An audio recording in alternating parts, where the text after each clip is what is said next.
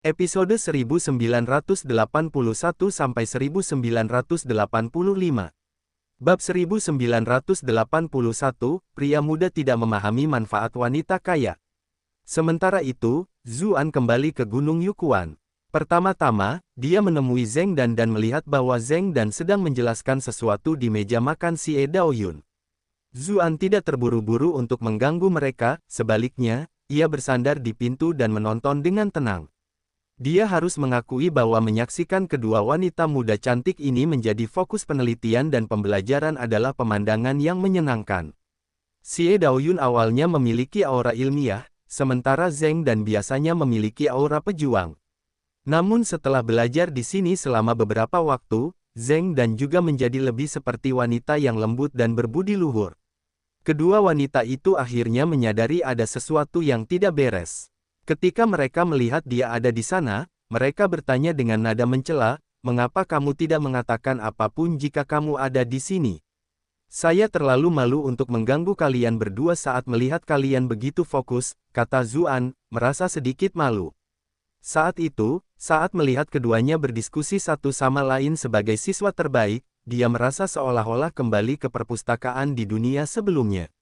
Hanya saja, keduanya jauh lebih cantik daripada kutu buku di dunia ini.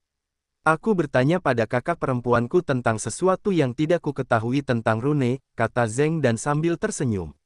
Kakak perempuan senior benar-benar cantik dan baik hati. Setelah dia menjelaskannya kepadaku, banyak hal yang sebelumnya membingungkanku dapat diselesaikan dengan mudah. Adik perempuan itu cerdas dan berbakat. Dia belajar tentang rune lebih cepat daripada aku dulu, kata Xie Daoyun malu-malu. Kakak senior harus mencari tahu sendiri, tapi aku bisa meminta bantuanmu. Aku hanya berdiri di atas bahu seorang raksasa, Zheng Dan memegang tangannya dan berkata dengan rasa terima kasih yang tulus. Salah satu yang disebutkan adik perempuan junior adalah hal yang belum pernah terpikirkan olehku sebelumnya. Selain itu, bersamanya juga memberiku banyak manfaat, jawab Xie Daoyun. Zuan tak bisa menahan tawa ketika melihat mereka berdua saling mengucapkan terima kasih. Ia berkata, "Baiklah, kalian berdua bisa berhenti saling menyanjung sekarang.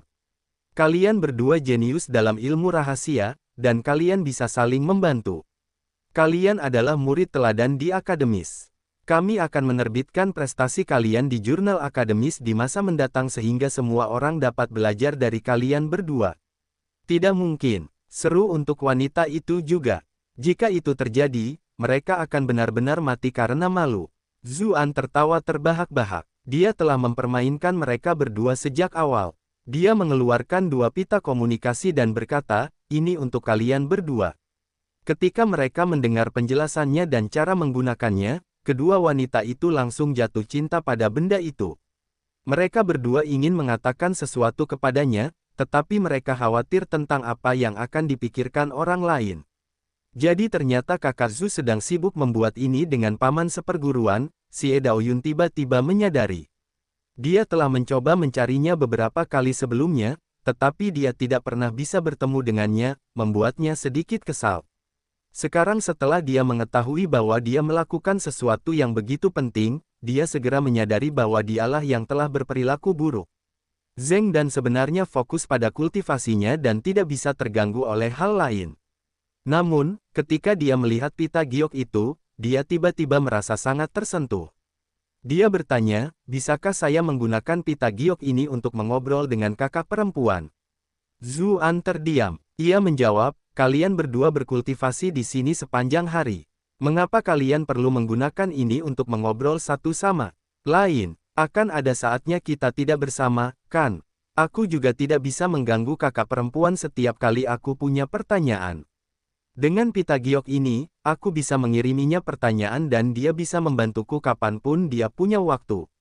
Dengan begitu, kultivasinya tidak akan terlalu terganggu," kata Zheng Dan. Lagi pula, para gadis punya banyak hal untuk dibicarakan, tahu. Dapatkan novel terlengkap di novel.com. Xie Daoyun berkata sambil tersenyum, "Benar sekali. Sepertinya kita bisa mengobrol bolak-balik menggunakan potongan batu giok ini, kan?"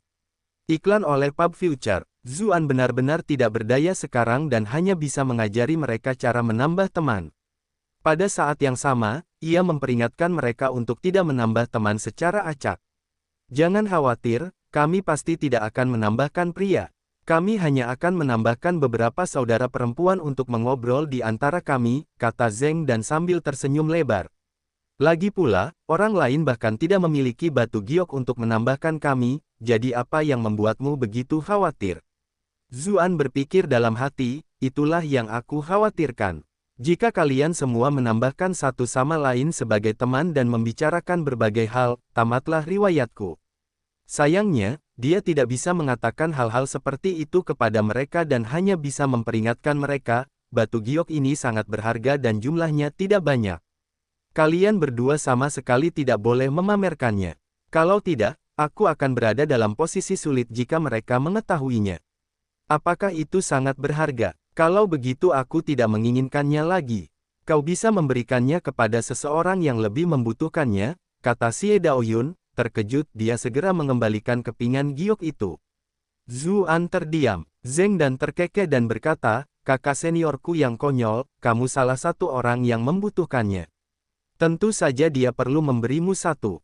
Wajah Xie Daoyun memanas, jantungnya berdetak cepat. Dia berpikir dalam hati, apa maksudnya ini? Mungkinkah? Zuan menyodorkan kepingan giok itu ke tangannya dan berkata, adik Linger, sebaiknya kau simpan saja. Aku mungkin harus pergi sebentar. Aku akan mencoba memperbaiki kepingan giok ini agar bisa digunakan untuk komunikasi jarak jauh di masa mendatang. Dilihat dari situasi saat ini, sepertinya tidak akan ada cara untuk mengobrol jika dia sudah terlalu jauh. Namun, selama pesannya tidak hilang, akan lebih baik jika dia membaca pesannya saat dia bisa. Mau kemana? Tanya Zeng dan. Sekarang, bahkan dia menjadi gugup. Ada materi penting yang harus saya kumpulkan sendiri, tetapi saya belum yakin bagaimana prosesnya. Saya akan memberi tahu kalian jika sudah waktunya, jawab Zuan. Ketika mereka melihat bahwa dia sedang membicarakan masalah serius, para wanita itu tentu saja tidak dapat berkata banyak lagi. Meskipun mereka ingin pergi bersamanya, bagaimana mungkin mereka bisa mengatakan pikiran seperti itu dengan lantang? Setelah mengobrol sebentar, Zuan berpamitan dan pergi. Tak lama kemudian, ada sedikit aktivitas di pita gioknya. Ketika dia mengeluarkannya dan melihatnya, dia melihat bahwa itu milik Zeng dan. Haruskah aku membantumu bertemu dengan kakak perempuanmu? Dari apa yang bisa kulihat, dia tampaknya punya kesan yang cukup baik padamu, tahu. Jangan main-main dengan benang merah takdir secara asal-asalan dan fokuslah pada pelajaranmu, jawab Zuan. Dia bertanya-tanya seperti apa reaksinya jika dia tahu tentang hubungan mereka. Namun, dibandingkan dengan semua peristiwa besar yang terjadi satu demi satu, dia sama sekali tidak berminat untuk mengucapkan kata-kata sayang, dan tidak bertindak saat keadaan sedang panas. Xie Daoyun bahkan tampak menyimpan sedikit dendam terpendam saat dia menatapnya.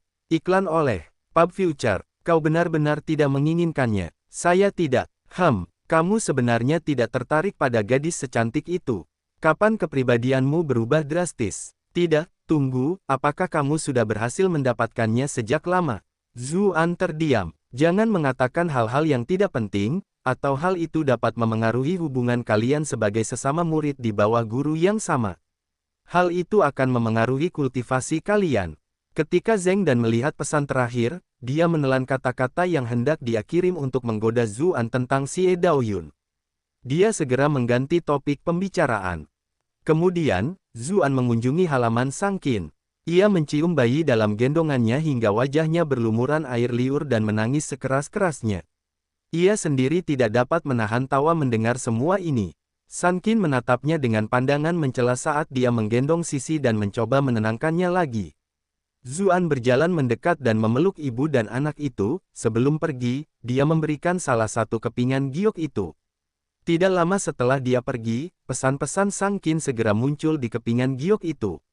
Pada dasarnya semua itu tentang putri mereka, Sisi. Ketika melihat betapa hati-hatinya dia, Zuan merasa sedikit patah hati. Dia buru-buru menjawab, Qin kecil, jangan hanya bicara tentang Sisi. Kamu bisa membicarakan hal lain yang ingin kamu bicarakan juga. Apa yang harus saya bicarakan? Ada banyak hal yang ingin kau bicarakan. Misalnya, bagaimana perkembangan studimu dalam keterampilan boneka? Juga, apakah payudaramu bengkak lagi? Kamu sangat menyebalkan. Kembali ke ruangan itu, Sang Qin sedang menatap kepingan giok itu dengan wajah yang memerah. Dia menggendong putrinya yang menggemaskan di tangannya sambil berkata dengan lembut, "Sisi, ayahmu adalah orang yang sangat lembut dan penuh perhatian." Sementara itu, Zuan akan terus membagikan kepingan giok itu ketika tiba-tiba ia melihat aktivitas dari cermin perekamnya. Dia segera kembali ke kamarnya sendiri. Ia mengeluarkan selusin batu tingkat surga dan meletakkannya di sekitar cermin perekam, lalu menyambungkannya. Tak lama kemudian, seorang wanita muda yang menawan dan cantik muncul di cermin. Dia bukan yang lain adalah permaisuri kedua, yang telah lama terpisah darinya. Dia tampak berada di kamarnya sendiri. Meskipun dia memegang cermin begitu dekat dengan wajahnya, kulitnya yang secantik salju masih sempurna tanpa cacat sedikit pun.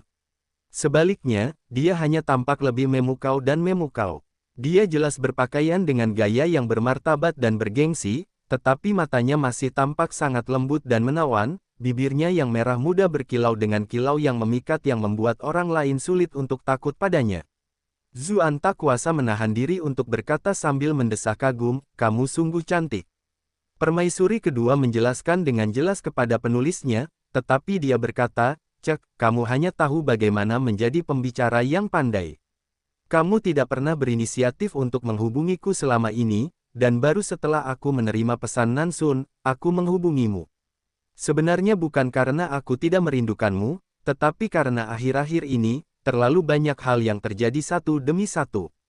Selain itu, aku menghabiskan terlalu banyak waktu untuk memurnikan pil dan artefak, jadi aku tidak punya waktu untuk menggunakan cermin perekam," Zuan menjelaskan dengan ekspresi muram. Permaisuri kedua langsung duduk tegak saat mendengarnya. "Dengarlah, kau sekarang juga menjadi bupati ras manusia. Apakah ras manusia benar-benar menempatkanmu dalam kesulitan yang sangat besar? Sungguh konyol. Berhentilah membantu mereka dan datanglah ke ras iblis. Aku akan membantumu mengurus semua pemurnian artefak." Bab 1982, Pernikahan. Anda salah paham. Bukan karena mereka memperlakukan saya dengan buruk, tetapi saya tidak ingin memengaruhi kehidupan masyarakat umum melalui penyalahgunaan wewenang saya, jelas Zuan. Permaisuri kedua tampaknya tidak mengerti.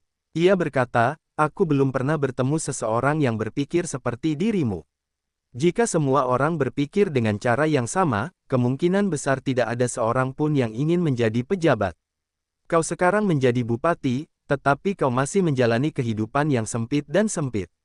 Biasanya tidak ada masalah yang sama sekali. Hanya saja aku akhirnya membutuhkan banyak sumber daya untuk penyempurnaan senjataku yang baru-baru ini," kata Zuan, lalu menceritakan kepadanya tentang hal-hal yang telah dilakukannya yang baru-baru ini. Permaisuri kedua langsung tertarik dan mengajukan banyak pertanyaan kepadanya. Akhirnya, dia berkata sambil mendesah, "Tidak masalah, karena kamu juga wali dari ras iblis kami. Hal-hal yang kamu teliti tidak dapat digunakan oleh ras manusia saja." Ketika dia melihat bahwa dia merasa sedikit gugup, Zuan berkata sambil tertawa, "Jangan khawatir, pihak ras iblis juga ada di rumahku. Lagi pula, bukankah aku masih memilikimu?" Dia berkata pada dirinya sendiri bahwa dia juga memiliki Yuyan Luo, tetapi tentu saja, dia tidak bisa mengatakannya kepada permaisuri kedua. Permaisuri kedua sebenarnya mulai merasa cemas, tetapi dia langsung berseri-seri saat mendengarnya. "Mulut kecilmu benar-benar manis. Aku hampir ingin mencicipinya sekarang." Zuan terdiam. Wanita dari ras Vien memang lebih berani, seperti yang diharapkan. Zuan terdiam pelan dan berkata, "Ngomong-ngomong, janda permaisuri dari dunia manusia ingin bertemu denganmu untuk membahas bagaimana kita bisa bekerja sama menghadapi monster dari dunia lain." Permaisuri kedua tidak menjawab apa yang dikatakannya, dan malah bertanya balik. "Kudengar permaisuri janda itu cantik sekali dan telah memikat banyak pria, dan kupikir dia tidak akan dipilih oleh Zhao Han sebagai permaisuri kalau tidak begitu. Sekarang, dia tampak semakin cantik, dengan kulitnya yang semakin membaik dari hari ke hari. Dia sama sekali tidak tampak seperti wanita yang baru saja kehilangan suaminya, bukan?" Zuan merasa khawatir dan hanya bisa berkata, "Mereka berdua tampak bersama, tetapi mereka benci berpisah." Tanpa tekanan berat dari keberadaan Zhao Han yang membayanginya, masuk akal jika suasana hatinya membaik. Sepertinya kau cukup memahaminya, kata permaisuri kedua sambil tersenyum samar. Apakah kalian berdua punya hubungan? Zuan terdiam. Mengapa tidak ada satupun wanita yang dapat berbicara dengan normal? Kita sedang membicarakan urusan yang mendesak, jadi harap lebih serius, kata Zuan dengan tidak sabar. Iklan oleh Pub Future. Tentu. Permaisuri kedua tidak bertanya lebih jauh.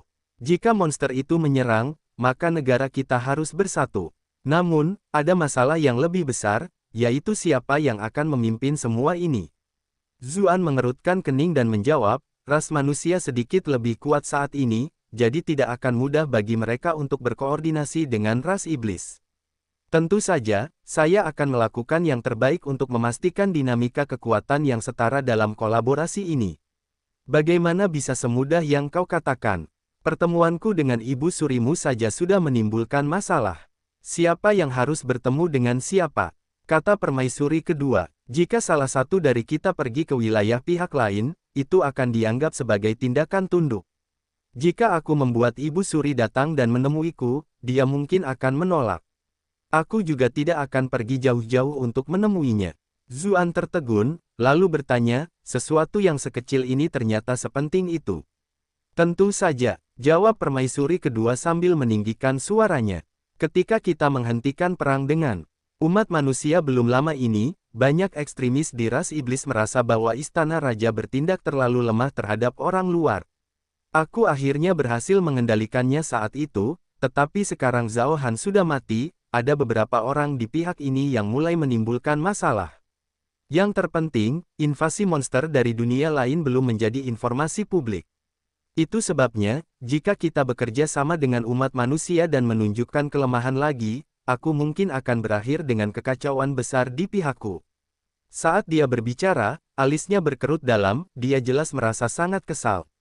Zuan teringat kembali pada ras Vien. Suku itu memiliki struktur suku yang longgar, dan berbagai ras hanya tunduk kepada istana raja sebagai pemimpin utama mereka secara formal. Istana raja sebenarnya tidak memiliki banyak kendali atas ras masing-masing. Lebih jauh lagi, banyak orang dari berbagai suku adalah tipe pemberani dan tak kenal takut yang berpikiran sempit. Mencoba berunding dengan mereka dan memberi tahu mereka untuk bertahan demi masa depan sama seperti memainkan kecapi untuk seekor sapi. Lalu apa yang harus kita lakukan? Tanya Zuan. Dia tidak bisa menahan rasa frustrasinya. Jika dia tidak menangani masalah ini dengan benar dan akhirnya memperburuk hubungan kedua belah pihak, kerjasama di antara mereka bisa jadi mustahil. Aku punya ide. Kenapa kaisar itu tidak menikahi salah satu wanita ras raja dari ras iblis kita? Dengan begitu, akan lebih baik bagi kedua belah pihak. Kita bisa menggunakan alasan itu untuk bertemu dengan lebih mudah, kata permaisuri kedua tiba-tiba sambil tersenyum. Itu bukan ide yang buruk. Wanita dari ras raja yang mana? Apakah kamu punya saran? Tanya Zuan sambil mengangguk. Tentu saja, Putri Nanwu dari ras raja Merak cantik dan cakap. Saya yakin dia bisa memberikan kontribusi besar bagi hubungan damai antara negara kita, kata permaisuri kedua dengan santai. Kong Nanwu. Zuan mengulanginya dengan heran. Dia tidak menyangka bahwa itu adalah Kong Nanwu. Wanita cantik itu muncul dalam benaknya. Dia sebenarnya telah memperlakukannya dengan sangat baik di masa lalu. Apakah dia benar-benar harus menikahi kaisar idiot itu? Apa, kau tidak tega melihat itu terjadi? Permaisuri kedua tertawa saat melihat reaksinya. Apa yang perlu disesali? Zuan menjawab sambil terbatuk pelan. Saya hanya merasa bahwa Putri Nanwu sombong dan mungkin tidak mau melayani orang lain. Kaisar baru juga orang yang sombong dan mungkin tidak akan menoleransi dia. Jika keduanya akhirnya bertengkar, itu mungkin benar-benar akan memengaruhi hubungan. Permaisuri kedua tersenyum ambigu dan menjawab, meskipun pada akhirnya, bukankah itu hanya karena kamu khawatir tentang Putri Nanwu? Zuan terdiam. Cukup, aku hanya bercanda. Lupakan fakta bahwa status Putri Nanwu bergengsi, aku tidak bisa mengabaikan pendapatnya dan memutuskan pernikahan ini untuknya. Bahkan jika dia setuju, tidak mungkin aku bisa membiarkan seorang wanita ras Vien menikah dengan ras manusia. Tidak peduli bagaimana kau melihatnya, itu akan menjadi semacam penghinaan, kata permaisuri kedua sambil tersenyum menggoda. Jika itu tidak mungkin, mengapa kamu membicarakannya? Tanya Zuan, merasa sedikit bingung. Iklan oleh Pub Future. Tidak ada cara bagi wanita ras Vien untuk menikah dengan pihak manusia, tapi kita bisa meminta putri manusia menikah dengan pihak kita, atau sesuatu yang serupa. Permaisuri kedua akhirnya mengungkapkan niatnya yang sebenarnya. Zuan berkata dengan tidak sabar, ras Vien juga akan merasa bahwa menikahi wanita manusia ke pihak itu adalah bentuk penghinaan. Bukankah akan sama saja jika sebaliknya? Manusia memiliki keuntungan saat ini, jadi semakin kecil kemungkinan mereka untuk setuju. Dalam keadaan normal, mereka memang tidak akan setuju, tetapi ada manusia yang akan setuju, kata permaisuri kedua dengan cara yang sengaja misterius. Dapatkan venol terbaru di novel.com. Siapa dia? Zuan bertanya dengan rasa ingin tahu. Kaisar Iblis masih muda, jadi kurasa belum saatnya membicarakan pernikahan, kan? Siapa yang mengatakan sesuatu tentang dia? Jelas sekali aku sedang membicarakanmu, kata permaisuri kedua sambil tersenyum lebar. Aku, kepala Zuan mulai bergetar. Tidak mungkin, tidak mungkin. Apa kau sedang bercanda sekarang? Para kekasih di sekitarku sudah benar-benar kacau karena bertengkar satu sama lain, jadi bagaimana mungkin aku melibatkan diri dalam hal seperti itu? Siapa bilang tidak mungkin? Statusmu istimewa, dan dengan kekuatan dan statusmu, aku yakin ada banyak wanita yang ingin menikahimu. Terlebih lagi, kau juga Bupati ras Vien, jadi itu juga akan mewakili anggota ras Vien yang menikahi wanita manusia, jadi itu cukup terhormat bagi pihak kita juga. Bukankah ini situasi yang menguntungkan semua pihak? Permaisuri kedua berkata sambil tersenyum. Adapun mengapa kau tidak akan menikahi wanita Vien, kau adalah manusia, jadi jika seorang wanita Vien menikahimu, mereka akan merasa seolah-olah mereka menurunkan status mereka. Ketika dia melihat bahwa dia masih belum yakin, dia hanya bisa berkata, jika kolaborasi antara manusia dan Vien gagal karena penolakanmu, tanggung jawab invasi monster akan jatuh padamu. Jangan coba-coba menekanku dengan hal seperti itu. Aku menolak menggunakan pernikahan sebagai alat tawar-menawar, kata Zuan dingin. Baiklah, tapi aku tidak punya solusi lain. Ibu suri itu bisa memeras otaknya untuk masalah ini, dan aku tidak akan mengkhawatirkannya lagi, kata permaisuri kedua dengan ekspresi lelah. Zuan tahu bahwa dia mengatakan hal-hal ini dengan niat baik, dan dia merasa hal itu terlalu kasar sebelumnya. Itulah sebabnya dia mencoba menjelaskan dirinya sendiri dan berkata, saranmu tidak mungkin sejak awal. Zhao Han memiliki beberapa putri, tetapi mereka sudah menikah. Kaisar baru tidak memiliki putri, dan klan kekaisaran tidak memiliki putri yang luar biasa. Tidak ada apa-apa meskipun tidak ada putri. Misalnya, putri Raja Qi mungkin tidak enak dipandang oleh manusia, bukan? Bukankah lebih baik jika dia menikah dengan pihak iblis? Permaisuri kedua berkata sambil tersenyum, aku akan mengawasinya saat waktunya tiba, jadi tidak mungkin dia bisa ikut campur dalam urusanmu. Ketika dia melihat bahwa saran-sarannya semakin tidak terkendali, Zuan segera mengganti topik pembicaraan. Dia bertanya kepada permaisuri kedua tentang bagaimana perang di sekitar tanah tertutup itu berlangsung. Permaisuri kedua menjadi lebih serius saat membicarakan topik ini. Dia berbagi berbagai informasi dengannya dengan cara yang tidak serius. Begitu saja, mereka berdua mengobrol selama 1 jam, dan saat itu, bahkan permaisuri kedua mulai merasa sedikit terbebani dengan biaya cermin perekam. Dia hanya bisa buru-buru mengakhiri panggilan. Meski begitu, setelah berbincang dengan permaisuri kedua, Zuan pun menyadari bahwa situasinya suram. Ia memutuskan untuk menghubungi orang-orang di sekitarnya terlebih dahulu agar mereka tidak lama dan akhirnya menjadi mangsa rencana jahat para monster. Ia menuju ke cermin perekam resmi milik pengadilan. Itu adalah sesuatu yang biasanya hanya digunakan untuk acara-acara besar di militer. Ia kemudian menyatakan bahwa ia ingin memberitahu semua kekuatan besar di dunia, dan tidak ada yang benar-benar menghentikannya. Yang pertama dia hubungi adalah cermin perekam Yun Jianyu. Dia tidak menerima informasi apapun darinya, jadi dia selalu merasa sedikit tidak nyaman. Cermin perekam terus berdering, mengirimkan gelombang khusus ke kejauhan, tetapi pihak lain tidak pernah mengangkatnya. Zuan tidak bisa menahan perasaan muramnya. Bab 1983, Informasi. Zuan meneleponnya beberapa kali, namun pihak lainnya tidak pernah mengangkatnya. Cermin perekam seringkali dihubungkan dengan jiwa seseorang. Bahkan jika cermin itu diletakkan di dalam kantung penyimpanan, mereka akan tetap dapat merasakannya. Ada beberapa kemungkinan penjelasan untuk situasi tersebut. Bisa jadi Yun Jianyu tidak memiliki cukup batu giok untuk mengoperasikan cermin perekam, atau bisa jadi dia tidak berada dalam situasi yang memungkinkannya untuk menerima panggilan. Bahkan bisa jadi dia terluka parah dan tidak sadarkan diri, sehingga dia tidak dapat merasakan panggilan tersebut. Yun Jianyu adalah seorang master sekte, jadi bagaimana mungkin dia tidak memiliki cukup batu ki untuk menghubungkan panggilannya? Itu berarti harus salah satu dari dua yang terakhir.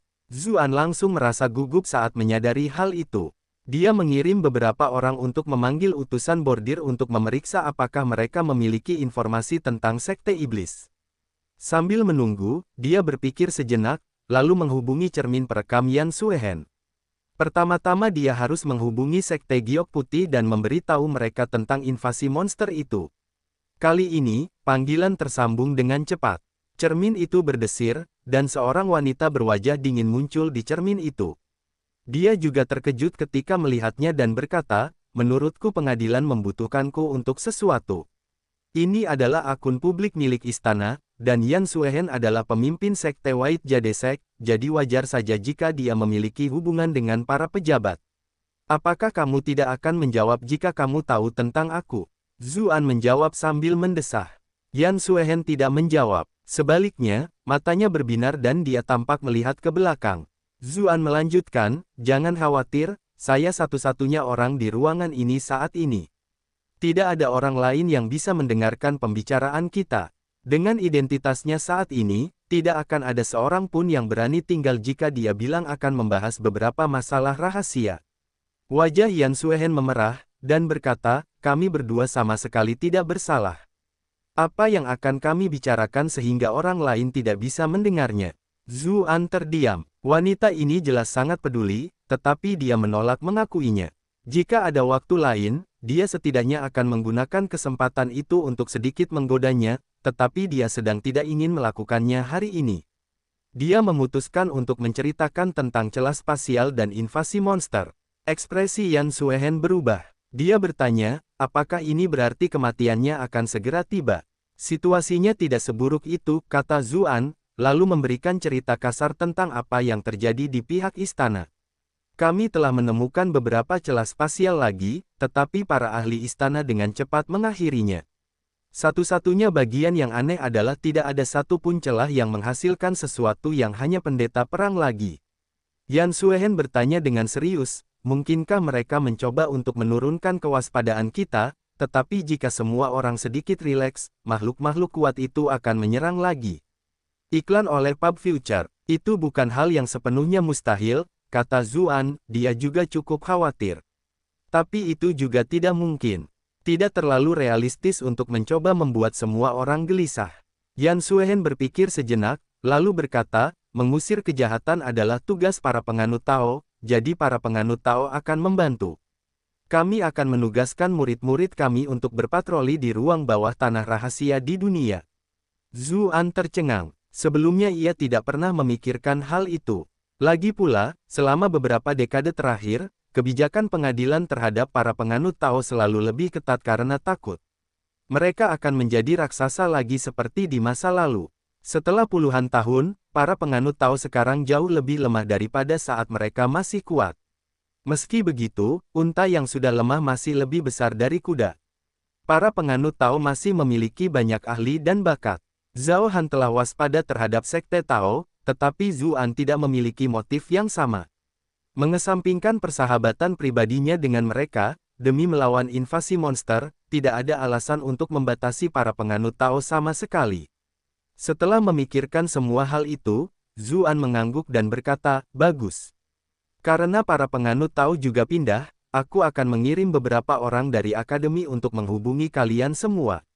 Kita akan katakan bahwa ini semua atas nama kerjasama dengan Akademi Kerajaan. Bagaimanapun, istana sudah terlalu lama waspada terhadap para penganut Tao. Jika mereka terlalu ekstrim di sini, hal itu akan dengan mudah mengundang pembalasan dari beberapa faksi keras kepala di istana. Yan Suehen tercengang. Ia bertanya, kau tidak perlu membicarakan masalah ini dengan janda permaisuri dan permaisuri terlebih dahulu. Ia tentu tahu seberapa besar masalah ini. Pada saat itu, ia merasa sedikit tidak percaya. Tidak perlu, kata Zuan sambil melambaikan tangannya. Keputusan seperti itu masih bisa dia urus. Aku hampir lupa bahwa sekarang kau adalah wali istana, kata Yan Suehen sambil tersenyum. Pikirannya cukup murni dan tidak curiga bahwa dia punya hubungan apapun dengan janda permaisuri. Segera setelah itu, dia berdiri dan membungkuk hormat kepada Zuan, sambil berkata, "Ah Zu, aku akan berterima kasih kepadamu atas nama semua pengikut Tao. Jika bukan karena dukunganmu, para pengikut Tao mungkin akan hancur di sungai besar sejarah."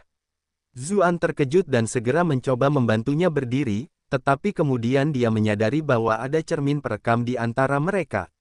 Dia menjawab, "Tidak perlu. Aku hanya melakukan apa yang seharusnya kulakukan. Saya harus berterima kasih kepada Anda dengan tulus. Apa yang Anda lakukan telah membawa kelahiran kembali para penganut Tao," kata Yan Suehen dengan serius. Zuan tidak dapat menahan tawa dan menjawab, "Jika kamu memang sangat bersyukur, bukankah terlalu ceroboh jika kamu hanya membicarakannya? Lalu bagaimana kau ingin aku mengucapkan terima kasih?" Yan Suehen bertanya dengan wajah memerah, tidak jelas apa yang sedang dipikirkannya. "Kau tahu," kata Zuan. Ia tak dapat menahan diri untuk tidak mendesah. Bahkan melalui cermin perekam, ia masih dapat merasakan betapa menakjubkannya wanita di sisi lain itu. Ada juga perasaan unik yang menyendiri dan ajaib tentangnya. "Kalau begitu, aku akan meminta Cuyan mengucapkan terima kasih kepadamu dengan pantas," kata Yan Suehen. Dia tidak berani melanjutkan apa yang disiratkannya. Iklan oleh Pub Future. Suara terkejut terdengar dari cermin perekam. "Tuan, apa yang Anda katakan? Bahwa saya akan berterima kasih kepada seseorang." Segera setelah itu, sebuah pintu terbuka, dan seorang wanita muda bergaun biru masuk. "Cuyan," seru Zuan dengan gembira. Sudah lama sejak terakhir kali dia melihatnya. "Ah Zu," seru Cuyan, merasa terkejut sekaligus senang. "Jadi, Anda sedang mengobrol dengan Ah Zu, Tuan. Dia punya hal penting untuk diceritakan kepada para penganut Tao. Ini terkait dengan invasi monster," kata Yan Suehen dengan khawatir. Dia takut pikiran Cuyan akan salah arah dan segera menjelaskan semuanya. Pada saat yang sama, dia melotot ke arah Zuan, memperingatkannya untuk tidak mengatakan hal bodoh. "Apa?" Ketika mendengar apa yang terjadi, Cuyan sangat terkejut, tetapi dia juga merasa seolah-olah itu sudah diduga. Bagaimanapun, mereka telah melihat terlalu banyak makhluk misterius dan aneh di ruang bawah tanah rahasia bersama Zuan. Kemudian, setelah mendengarkan penjelasan dari kedua belah pihak, dia juga mengerti bahwa situasinya belum mencapai titik terburuknya. Yan Suehen menggunakan kesempatan itu untuk berkata, "Karena Ah Zu membantu para penganut Tao menurunkan batasan yang diberikan kepada kita, sebagai anggota penganut Tao, bukankah seharusnya kamu berterima kasih padanya dengan benar?" Kunjungi novel terbaru. Cuyan tersenyum dan menjawab, "Guru, Anda adalah pemimpin para penganut Tao, bukan? Saya pikir lebih penting bagi Anda untuk berterima kasih kepadanya, bukan? Aku bahkan sudah menyerahkanmu, muridku yang baik, kepadanya. Bagaimana lagi aku harus berterima kasih padanya?" Yan Suehen berkata sambil mencoba memasang wajah cemberut, tetapi jantungnya berdebar kencang. Berpura-pura menjadi teman biasa dalam situasi seperti ini benar-benar membuatnya tertekan. Lagi pula, sebelum bertemu Zuan, dia tidak pernah berbohong. Namun sekarang, dia harus berbohong lagi dan lagi. Bagaimana itu bisa setara dengan rasa terima kasih dari guru? "Guru, Anda pasti punya cara sendiri untuk berterima kasih kepadanya," kata Cuyan, meskipun dia tidak tahu seberapa buruk kata-katanya membuat Yan Suehen takut. Yan Suehen benar-benar khawatir dan tidak berani melanjutkan topik pembicaraan. Dia segera berkata kepada Zuan, "Ah Zu, berdasarkan pembicaraan kita sebelumnya, aku merasa kamu agak sibuk. Apa yang sebenarnya terjadi?" "Ini terkait dengan Master Sekte Yun dan Hong Lei. Saat itu, pasukan Lu Sanyuan muncul di dekat Gunung Valet, tetapi bahkan sebagai Master Sekte, dia tidak tahu tentang itu. Setelah kejadian itu, dia kembali ke markas utama mereka untuk memeriksa situasinya, tetapi saya tidak pernah menerima informasi apapun tentangnya sejak itu. Saya mencoba menghubunginya melalui cermin perekam, Tetapi panggilan itu tidak pernah tersambung, kata Zuan sambil mengerutkan kening. Yan Suehen dan Chu Chuyan terkejut. Di lain waktu, mungkin mereka akan mengatakan beberapa kata ejekan. Bagaimanapun, Yun Jianyu dan Qiu Honglei adalah musuh terbesar mereka. Namun, sekarang ini terkait dengan keselamatan mereka, bagaimana mungkin mereka masih memiliki pikiran seperti itu? Ah Zu, jangan terlalu khawatir. Aku telah bertarung melawan penyihir itu hampir sepanjang hidupku dan paling memahami kemampuannya. Dia selalu menjadi orang yang menyakiti orang lain, kapan dia pernah disakiti oleh orang lain. Bahkan jika dia dalam bahaya, dia mungkin punya cara untuk mengatasinya. Selain itu, Hong Lei juga tidak lemah. Jika keduanya bekerja sama, mereka seharusnya bisa melindungi diri mereka sendiri. Selama dia tidak membicarakan Zuan, Yan Suehen tetaplah seorang Grandmaster yang terkenal. Meskipun dia tidak penuh tipu daya seperti Yun Jianyu, fakta bahwa mereka dapat saling berhadapan dengan kedudukan yang relatif seimbang berarti dia sangat cerdas. Dia segera memberikan analisisnya untuk menghiburnya. Zuan merasa bahwa apa yang dikatakannya masuk akal dan menghela napas lega. Tampaknya dia telah membiarkan kekhawatiran menguasainya. Chu Chuyan menyarankan, bagaimana kalau aku melakukan perjalanan ke Sekte Iblis? Yan Suehen terkejut dan segera berkata, jika ini adalah situasi yang bahkan Yun Jianyu tidak dapat tangani, kamu tidak perlu membuat masalah lagi dan membuat Ah Zu khawatir. Kurasa aku harus melakukan perjalanan ini. Zuan menggelengkan kepalanya dan menjawab, kamu masih perlu menghubungi sekte lain dan mengatur pertahanan melawan monster. Aku sendiri yang akan melakukan perjalanan ke Danau Kebencian. Meskipun dia ingin bertemu mereka berdua, bagaimana mungkin dia membiarkan kepentingan egoisnya menghalangi apa yang lebih penting? Yan Suehen juga memahami tanggung jawabnya sendiri dan tidak memaksakannya. Dia bertanya, apakah kamu punya informasi tentang Devil Set? Atau apakah kamu tahu di mana Danau Kebencian berada? Saya punya gambaran kasar tentang di gunung mana lokasinya, tetapi saya tidak tahu lokasi pastinya, kata Zuan sambil menggelengkan kepalanya. Pada akhirnya, Sekte Iblis telah menentang pengadilan selama bertahun-tahun. Jika markas mereka terbongkar, mereka pasti sudah menerima pukulan telak. Namun, karena mereka selalu sangat berhati-hati, pengadilan tidak pernah mengetahui lokasi mereka yang sebenarnya.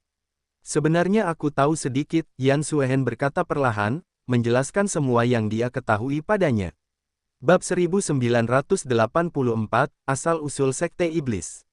Apakah kamu tahu apa sebenarnya filosofi utama Sekte Iblis? Yan Suehen tiba-tiba bertanya. Zuan sedikit tercengang dan tidak bisa benar-benar mengerti mengapa dia tiba-tiba menanyakan pertanyaan ini, tetapi dia tetap menjawab, menurutku mereka ingin agar semua orang hidup seperti naga, dengan kesetaraan bagi semua orang di bawah langit. Dia pernah mendengar mereka berbicara tentang keyakinan mereka saat dia bersama Qiu Honglei dan Yun Jianyu. Saat itu, dia cukup kagum. Itukah yang penyihir itu katakan padamu? Yan Suehen bertanya dengan dingin. Zuan bingung dan tidak bisa berkata apa-apa. Setelah bertahun-tahun bertengkar, tentu saja, mereka masih memiliki beberapa dendam terhadap satu sama lain. Ketika melihat ekspresinya, Yan Suehen tahu bahwa tebakannya benar. Dia melanjutkan, pikirkan sendiri sejenak. Jika itu benar-benar kepercayaan mereka, mengapa mereka disebut Sekte Iblis? Zuan tercengang. Sebenarnya, itu adalah sesuatu yang membingungkannya saat itu. Mereka jelas memiliki keyakinan yang adil dan terhormat yang tampaknya menguntungkan negara dan rakyat, jadi mengapa mereka disebut sebagai Sekte Iblis? Saat itu, kedua wanita itu telah memberinya penjelasan yang masuk akal. Yan Suehen melanjutkan, ideologi ini hanyalah sesuatu yang digunakan Sekte Iblis untuk meromantisasi faksi mereka sendiri, dan akhirnya, beberapa orang di sekte itu benar-benar mempercayainya. Zuan tidak bisa berkata apa-apa. Jika Yun Jianyu ada di sini, bukankah dia akan segera memulai pertempuran lagi? Apakah menurutmu aku berbicara seperti ini hanya karena kita adalah musuh? Yan Suehen bertanya dengan dingin. Zuan terkekeh. Itu bukanlah pertanyaan yang bisa dia jawab. Chu Chuyan tidak dapat menahan diri untuk berkata, Ah Zu, guru selalu dengan jelas memisahkan kepentingan pribadi dan kepentingan umum. Meskipun dia adalah musuh bebuyutan Master Sekte Yun, dia tidak akan memfitnahnya tanpa alasan. Zuan juga memahami sifat Yan Suehen, dan tahu bahwa dia bukan tipe orang yang suka menjelek-jelekkan orang lain di belakang. Dia segera berkata dengan wajah serius, "Saya harap Kak Yan bisa menjernihkan keraguan saya." Siapa kakakmu Yan? Bahkan jika kau tidak memanggilku Master seperti Cuyan di masa depan, kau harus memanggilku Sek Master Yan, kata Yan Suehen sambil melotot padanya. Ia hampir setengah mati ketakutan dengan sebutan, Kakak Yan. Untungnya, Cuyan hanya tersenyum dan menganggap kekasihnya bersikap nakal seperti biasa. Tentu, Tuan, jawab Zuan sambil menatapnya dengan senyum lebar. Iklan oleh Pub Future. Ketika mendengar Cuyan memanggilnya guru, wajah Yan Suehen memerah. Sekarang dia merasa lebih aneh lagi, perasaan itu semakin kuat ketika dia mengingat bagaimana pria ini telah menghancurkannya di masa lalu. Apakah seperti itu cara seorang murid memperlakukan gurunya? Meski begitu, Cuyan masih di sini, jadi dia segera menenangkan pikirannya dan menjelaskan, orang-orang Sekte Iblis tidak ingin semua orang menjadi naga, tetapi ingin diri mereka sendiri menjadi naga, menjadi setara di antara mereka sendiri. Orang-orang di dunia hanya mengenal Sekte Iblis, tetapi tidak tahu bahwa Sekte Iblis adalah istilah kolektif untuk 3 aliran dan 6 jalan. Apa yang disebut 3 aliran dan 6 jalan bukanlah profesi terendah, tetapi mereka selalu dipandang rendah oleh masyarakat ortodoks dan merupakan mereka yang berstatus terendah. Itulah sebabnya mereka menyimpan dendam dan bias, dan cara mereka melakukan sesuatu menjadi semakin ekstrim. Namun, hal itu hanya membuat masyarakat ortodoks semakin memandang rendah mereka, yang mengarah ke lingkaran setan. Apa sebenarnya 3 aliran dan 6 jalur ini? Tanya Zuan, tercengang. Informasi utusan bordir tentang Sekte Iblis tampaknya tidak sedetail yang didengarnya saat ini, tetapi itu juga masuk akal. Utusan bordir didirikan oleh dinasti ini dan baru ada sekitar 100 tahun.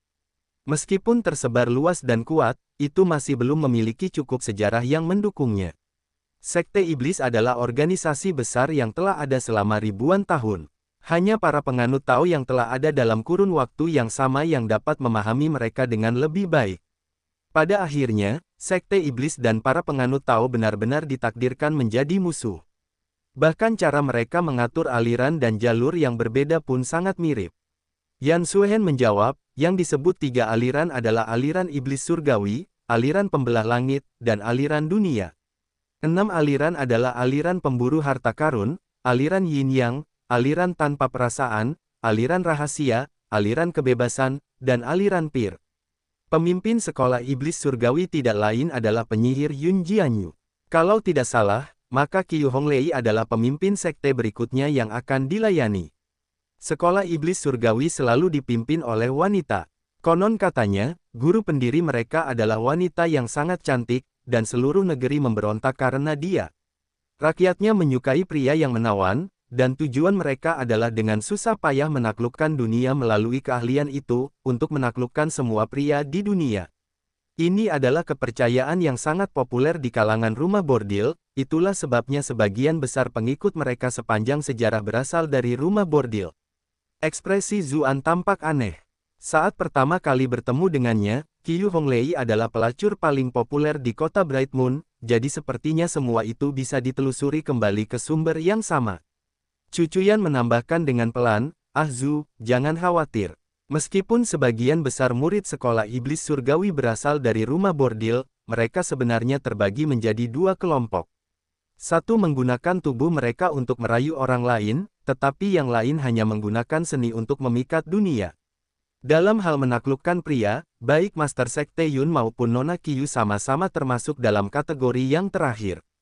Keyakinan mereka jelas lebih cemerlang. Zuan dapat melihat dari betapa berhati-hatinya dia bahwa dia khawatir mereka dapat memfitnah guru dan murid di belakang mereka di depan Zuan. Dia terkekeh dan berkata, Cuyan, kamu terlalu banyak berpikir. Tentu saja aku tahu itu. Cucuyan awalnya tercengang, bertanya-tanya bagaimana dia tahu tentang itu. Jangan bilang kamu dan Nona Qiu sudah tidur bersama. Anda telah berhasil menipu Cucuyan untuk plus 99 plus 99 plus 99. Saat melihat keduanya saling berpandangan dan bertukar isyarat, entah mengapa Yan Suehen tiba-tiba merasa sedikit tidak senang. Anda telah berhasil menipu Yan Suehen untuk plus 99 plus 99 plus 99. Zuan tercengang. Mengapa mereka berdua tiba-tiba marah?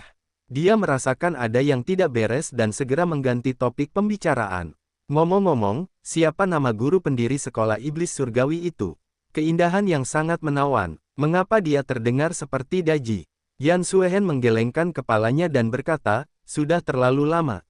Lupakan aku, sepertinya bahkan orang-orang dari sekolah iblis surgawi. Tidak tahu, bahkan teknik yang diwariskan sejak zaman kuno tampaknya telah rusak. Zuan sejenak tenggelam dalam pikirannya sendiri. Keterampilan Daji dan teknik yang digunakan oleh kelompok Yun Jianyu tampak agak mirip. Dia bertanya-tanya apakah itu benar-benar hanya kebetulan. Iklan oleh Pub Future. Yan Suhen melanjutkan, sekolah pembelah langit ingin mendatangkan bencana besar ke dunia, dan bencana terbesar yang dapat menimpa dunia ini adalah pembunuhan seorang kaisar. Zuan tertegun, lalu menjawab, mereka pembunuh. Benar sekali. Yan Suehen mengangguk pelan. Agama yang menjadi dasar sekolah pembelah langit adalah, kemarahan orang bodoh membuat darah berterbangan setinggi 3 kaki, kemarahan kaisar mengakibatkan jutaan mayat. Tujuan keberadaan mereka adalah untuk mengendalikan para penguasa dan petinggi, mencegah mereka mengamuk, karena akan selalu ada orang di sekolah pembelah langit yang dapat memenggal kepala mereka. Dahulu ada tokoh tertentu dalam sejarah yang hanya berfokus pada pembunuhan dan mewariskan keahliannya. Para pembunuh terkenal itu sebagian besar berasal dari sekolah pembelah langit. Ekspresi Zuan menjadi serius saat dia berkata, itu berarti sekolah pembelah langit adalah sekolah yang layak dihormati. Meskipun kredo pendiriannya mengagumkan, sifat manusia akan tetap ada selamanya. Saya rasa hanya sejumlah kecil pembunuh yang sama sekali tak kenal takut sepanjang sejarah yang mengikuti prinsip itu, kata Yan Suehen sambil mendesah. Orang-orang di dunia mencari kemuliaan, kemegahan, kekayaan, dan pangkat, atau hidup di antara anggur, seks, keserakahan, dan amarah. Meskipun para pembunuh itu telah meninggalkan nama mereka dalam sejarah, kebanyakan dari mereka meninggal dengan semua kerabat mereka dieksekusi juga. Banyak dari mereka bahkan meninggalkan keyakinan mereka dan memilih untuk membunuh demi uang. Sejak saat itu, sekolah pembelah langit secara bertahap jatuh, akhirnya menjadi organisasi pembunuh yang tidak mencari apapun kecuali keuntungan. Mereka telah lama melupakan keyakinan mereka sebelumnya. Zuan menghela napas dalam-dalam. Namun, dia tahu tidak mungkin semua orang akan menjadi orang suci. Ini mungkin hasil yang tak terelakkan. Tiba-tiba dia memikirkan sesuatu dan berkata, organisasi pembunuh paling terkenal di dunia saat ini tampaknya adalah Shadow Group. Jangkauan pengaruh mereka tampaknya serupa, jadi bukankah mereka akan berkonflik? Tentu saja tidak ada konflik, kata Yan Suehen dengan ekspresi aneh. Karena kelompok bayangan adalah sekolah pembelah langit. Zuan terdiam. Pada akhirnya, kelompok bayangan juga merupakan bagian dari sekte iblis. Yan Suehen menjelaskan, secara tegas, Shadow Group adalah cabang dari sekolah Sky Splitting. Sekitar 100 tahun yang lalu, kekacauan terjadi di sekte iblis, dengan faksi-faksi utama tiba-tiba saling bertarung karena suatu alasan. Beberapa tidak mau berpartisipasi dalam hal seperti itu dan memisahkan diri, dan di antara mereka ada seorang anak muda biasa yang disingkirkan di sekolah Sky Splitting. Pada akhirnya, dia membuat dunia kagum dengan bakatnya dan mendirikan Shadow Group. Apakah kamu punya informasi tentang anak muda itu? Zuan bertanya dengan cepat.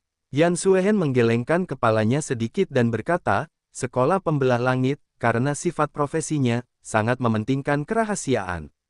Bahkan saudara-saudara di sekte yang sama seringkali hanya mengetahui nama panggilan satu sama lain, tidak mengetahui apapun tentang identitas pihak lain di masyarakat.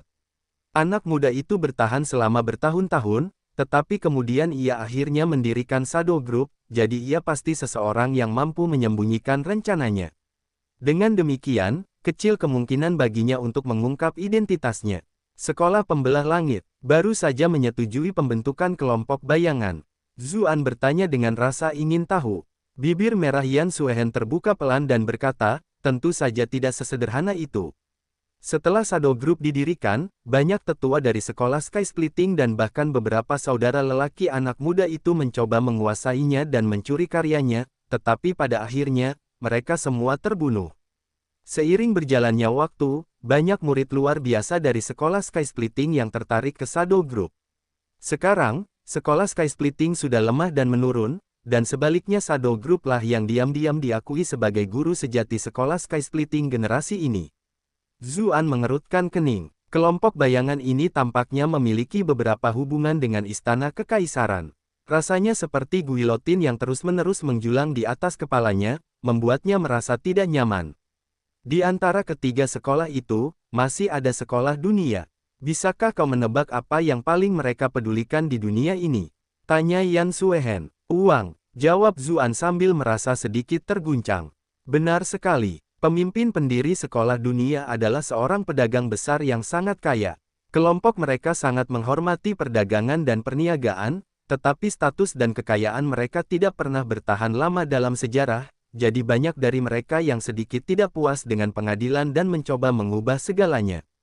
Ketika pengadilan mencoba menekan mereka, mereka akhirnya menjadi bagian dari sekte iblis juga, kata Yan Suehen. Dia kemudian tiba-tiba teringat kejadian di Komando Cloud Center dan menambahkan, benar, kamu sebenarnya memiliki beberapa koneksi dengan sekolah dunia. Kapan itu terjadi? Tanya Zuan, tercengang. Mengapa aku tidak mengingat hal seperti ini? Jelajahi novels baru di novel.com. Bukankah kau dekat dengan pusat kebebasan? Sama seperti kelompok bayangan yang merupakan kekuatan terbesar sekolah pembelah langit, pusat kebebasan adalah organisasi terkuat di sekolah dunia, jawab Yan Suehen. Bab 1985, Peringatan. Pusat kebebasan. Zuan diulang. Dia benar-benar tidak pernah menduga bahwa pusat kebebasan adalah cabang dari sekte iblis. Dia tidak bisa menahan diri untuk tidak menjadi sedikit bingung. Namun, di Cloud Center Commandery, kelompok pedagang Pegasus dan Zenyuan tampaknya bertarung dengan sangat sengit. Yang satu didukung oleh pusat kebebasan, sedangkan yang satu lagi didukung oleh sekte iblis. Saat itu, keduanya saling bermusuhan dan ingin agar yang lain menghilang dari dunia ini, tetapi setelah semua itu, mereka berdua sebenarnya berasal dari tempat yang sama. Yan Suehen tampak tidak terlalu peduli. Saya menjawab, sudah kubilang bahwa sekte iblis bukan lagi sekte iblis di masa lalu. Setelah perpecahan lebih dari 100 tahun yang lalu, 3 aliran dan 6 jalur praktis telah terpecah belah. Lebih jauh lagi, karena sifat sekte iblis yang buas, hubungan mereka satu sama lain mungkin bahkan lebih buruk daripada hubungan antar sekte biasa. Zuan mengangguk pada dirinya sendiri. Bahkan keluarga sendiri akan menjadi orang asing sehingga mereka terpisah 2 atau 3 generasi, terutama klan-klan ini yang telah terpisah selama lebih dari 100 tahun. Sekte iblis saat ini terutama melihat sekolah iblis surgawi sebagai pemimpin mereka. Di luar itu, tempat-tempat seperti kelompok bayangan dan pusat kebebasan telah menjadi kekuatan tangguh mereka sendiri dan tidak akan mendengarkan ide-ide dari master sekte iblis manapun, kata Yan Suehen. Dia sendiri tidak merasa senang dengan situasi itu. Bahkan dia bersimpati pada Yun Jianyu.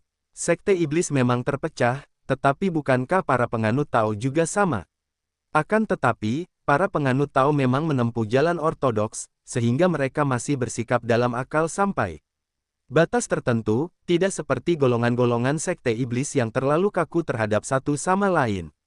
Bagaimana situasi dengan faksi lainnya? Tanya Zuan. Cucuyan membawa secangkir teh dan berkata, Tuan, minumlah teh untuk menenangkan tenggorokanmu. Pada saat yang sama, dia berkata kepada Zuan sambil tersenyum, saya belum pernah melihat pria berbicara begitu banyak kepada seorang pria sebelumnya. Yan Suehen langsung merasa bersalah. Dia mencoba menutupi kebenaran sambil minum teh dan menjawab, pada akhirnya, apakah aku tidak membantu priamu? Ya, tentu saja, murid ini akan berterima kasih kepada guru yang menggantikan Ahzu, kata Cucuyan sambil membantu Yan Suehen merawat bahunya dengan senyum lebar dan sikap patuh.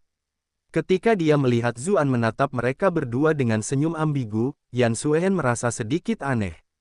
Bagaimanapun, dia tahu tentang hubungan mereka. Dia mendorong muridnya menjauh dan berkata, sudah cukup, berhentilah menghalangi bisnis yang sebenarnya. Cermin perekam itu mahal harganya. Kemudian, dia kembali bersikap dingin seperti biasa dan melanjutkan penjelasannya, jalur pemburu harta karun, seperti yang tersirat dari namanya, memiliki seorang pendiri yang merupakan ahli Feng Shui. Tentu saja, itu adalah cara mereka yang romantis dalam menjelaskan berbagai hal. Kenyataannya, mereka adalah perampok makam. Hampir semua anggota mereka terlibat dalam perampokan makam, dan mereka sangat bersemangat merampok makam-makam kuno di masa lalu, atau para bangsawan di dunia saat ini. Mereka mencari segala macam harta karun dan warisan teknik rahasia. Iklan oleh Pub Future. Ketika Zuan mendengar itu, dia hanya bisa menghela nafas. Tidak heran reputasi Sekte Iblis begitu buruk. Tidak mungkin orang-orang yang melakukan pekerjaan seperti itu tidak akan dibenci. Jalur pemburu harta karun tampaknya terbagi menjadi beberapa faksi, dan bahkan aku tidak begitu mengenal mereka. Akan tetapi, karena mereka telah menyinggung terlalu banyak individu kuat dan keturunan mereka, mereka menjadi sasaran yang sangat berat dan telah mengalami kemunduran paling parah dari semua faksi Sekte Iblis. Sekarang sulit untuk menemukan bahkan beberapa pewaris mereka, kata Yan Suehen. Ia kemudian menambahkan, ngomong-ngomong, kudengar mereka memiliki cabang di pihak iblis. Aku ingin tahu bagaimana keadaan pihak itu sekarang. Zuan memasang ekspresi aneh. Wu Liang yang gendut yang ditemuinya di wilayah ras iblis itu tampaknya berasal dari klan perampok makam. Mungkinkah mereka cabang dari jalur pemburu harta karun? Perlakuan terhadap klan mereka tidak jauh berbeda dengan perlakuan terhadap jalur pemburu harta karun di sisi manusia. Seperti yang diduga, perampok makam benar-benar tidak begitu populer dimanapun seseorang pergi. Ada juga jalan Yin Yang, kata Yan Suehen. Wajahnya tiba-tiba memerah, dan ekspresinya penuh dengan penghinaan saat dia melanjutkan, jalan mereka berbicara tentang harmoni Yin dan Yang antara pria dan wanita. Itu bagus dan semuanya sebagai tujuan, tetapi akhirnya, mereka mengambil jalan yang salah dan kebanyakan dari mereka mulai meneliti teknik-teknik di kamar tidur. Zuan berpikir dalam hati, jadi bagaimana jika mereka mempelajari teknik-teknik itu? Bukankah cinta yang penuh gairah merupakan bagian penting dari dunia ini? Jika dia sendirian dengan Cucu Yan, atau bahkan dengan Yan Suehen, dia akan berdebat sedikit untuk mereka saat itu juga. Namun, ketika mereka berdua bersama, dia dengan bijaksana memilih untuk menyerah pada pikiran itu. Ketika melihat Yan Suehen terdiam, Cucu Yan hanya berpikir bahwa gurunya terlalu malu untuk melanjutkan, jadi dia menjelaskannya. Orang-orang dari jalur Yin yang mengatakan bahwa itu demi keharmonisan Yin dan Yang, tetapi banyak dari mereka telah lama kehilangan diri mereka dalam pemanjaan keinginan duniawi yang dangkal. Banyak dari mereka telah mulai berkultivasi bersama dengan anggota sekolah iblis surgawi. Meskipun begitu, para murid perempuan dari sekolah iblis surgawi itu semuanya sangat tangguh dan standar, mereka tinggi, mereka bukanlah wanita yang bisa diganggu oleh orang-orang dari sekte Yin yang sesuka hati mereka. Itulah sebabnya mereka sering menculik wanita dari keluarga terhormat untuk digunakan sebagai alat pribadi mereka. Sebagian besar reputasi buruk sekte iblis berasal dari mereka. Zuan berkata sambil mengerutkan kening, orang-orang itu memang pantas mati 10.000 kali lipat. Jika kedua belah pihak bersedia sejak awal, itu bisa dimengerti. Namun, perilaku seperti itu sungguh tidak dapat ditoleransi. Dia berpikir, sejujurnya, mengapa Yun Jianyu membiarkan sampah seperti ini tetap berada di sekte. Baca bab terakhir di novelb.com. Seolah menebak pikirannya, Yan Suehen berkata, ini sebenarnya bukan sesuatu yang bisa disalahkan pada Yun Jianyu. Meskipun dia seorang wanita, pertama dan terutama, dia adalah seorang master sekte. Setelah perpecahan sekte iblis, masih ada beberapa dari jalur Yin Yang yang mendukung faksi sekolah iblis surgawi. Jika mereka menghancurkan seluruh sekte, bukan hanya sekolah iblis surgawi akan kehilangan posisi kepemimpinan mereka, seluruh sekte iblis akan menjadi lebih terpecah belah. Cucu Yan menatap tuannya dengan heran. Dia tidak menyangka tuannya akan berbicara begitu banyak demi musuhnya. Apa yang kau lihat dariku? Yan Suehen membentak dengan tidak sabar, aku hanya berbicara tentang apa adanya.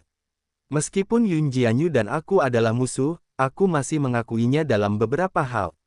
Cucu Yan tersenyum dan menjawab, tidak ada seorang pun yang bertanya apapun kepadamu, jadi apa yang membuatmu merasa begitu bersalah, Tuan? Iklan oleh Pub Future, kau makin nakal saja, ya. Yan Suehen membalas, merasa sedikit tidak berdaya. Ia ingin bersikap bermartabat seperti seorang majikan, tetapi setiap kali ia memikirkan hubungan istimewa mereka berdua, ia merasa sangat bersalah sehingga ia tidak bisa benar-benar marah. Bagaimana dengan beberapa jalan lainnya? Zuan bertanya sambil terbatuk ringan dan membantu Yan Suehen keluar dari posisinya yang sulit. Jalan tanpa perasaan, seperti yang tersirat dalam namanya, peduli pada ketidakberadaan emosi, Yan Suehen memulai. Sebelum Yan Suehen menyelesaikan kalimatnya, Zuan menyuarakan keterkejutannya. Mengapa kedengarannya agak mirip dengan teknik sekte giok putih milikmu? Tentu saja berbeda, Yan Suehen membentak dengan kesal.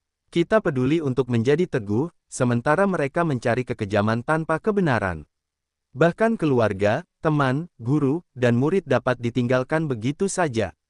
Lebih jauh lagi, orang-orang dari sekte mereka seringkali eksentrik yang perilakunya aneh dan ekstrim. Mereka tidak dapat dipandang sebagai orang normal. Zuan teringat kembali pada asal-usul golongan lain dan tak dapat menahan diri untuk bertanya, apa jenis mata pencaharian yang biasanya dijalani orang-orang itu. Saya tidak yakin, tetapi mereka semua tampaknya memiliki beberapa hobi yang tidak diterima oleh masyarakat umum. Cabang-cabang yang kurang diminati dan terabaikan tampaknya paling dihormati di antara mereka. Mereka tampaknya bangga dan menikmati kenyataan bahwa mereka tidak terlibat dalam kegiatan umum, jawab Yan Suehen. Tidak populer, Zuan mengulangi, sedikit terkejut saat mendengar kata-kata yang agak familiar itu. Dia penasaran apakah pendiri Unfeeling Path adalah transmigran lain dari dunia masa lalunya. Yan Suehen tidak menyadari bahwa kata-kata itu akhirnya membuatnya terkejut dan melanjutkan, jalan rahasia mempraktikkan kerahasiaan melalui kata-kata sandi. Kata-kata sandi itu berasal dari studi tentang ramalan kuno. Ada beberapa orang yang menciptakan beberapa kata-kata nubuat aneh, yang semuanya akurat, yang dipandang oleh orang-orang di dunia sebagai mukjizat. Tentu saja, lebih banyak dari kata-kata nubuat itu akhirnya lenyap dalam sejarah. Zuan bertanya-tanya apakah kata-kata kenabian itu ada hubungannya dengan ramalan Baopu Sutra miliknya dan ramalan astrologi Qiao Guang. Fraksi ini dipandang oleh masyarakat normal sebagai sekelompok orang yang bodoh dalam hal agama. Pemimpin generasi pertama mereka adalah orang yang bodoh dalam hal agama, tetapi pemimpin jalan rahasia generasi ini cukup cakap. Selain dari pidato kenabian kelompok tersebut, ia juga pandai dalam hal formasi. Alasan mengapa sekte iblis dapat bertahan selama ini, selain karena danau kebencian tersembunyi jauh di dalam kedalaman gunung, juga karena ia menciptakan formasi yang sangat besar di dekat danau kebencian yang menyembunyikan markas utama sekte iblis. Bahkan ada rumor bahwa prestasinya dalam hal formasi setara dengan Yan Xiangwu, kata Yan Suehen, suaranya penuh kekaguman. Jadi begitulah, Zuan berkomentar saat akhirnya menyadari apa yang sedang terjadi. Sebelumnya, dia selalu bingung. Tidak peduli seberapa tersembunyinya sekte iblis, bagaimana mungkin mereka bisa disembunyikan dari istana selama ini. Jadi ternyata mereka benar-benar memiliki ahli formasi yang luar biasa. Mungkin karena persyaratan mereka untuk anggotanya cukup tinggi, jadi jalan rahasia tidak memiliki banyak anggota. Meskipun status mereka di sekte iblis tinggi, mereka tidak terlalu berpengaruh, Yan Suehen melanjutkan. Ada juga jalan kebebasan dan jalan pir. Mereka yang berada di jalan kebebasan adalah seniman atau musisi.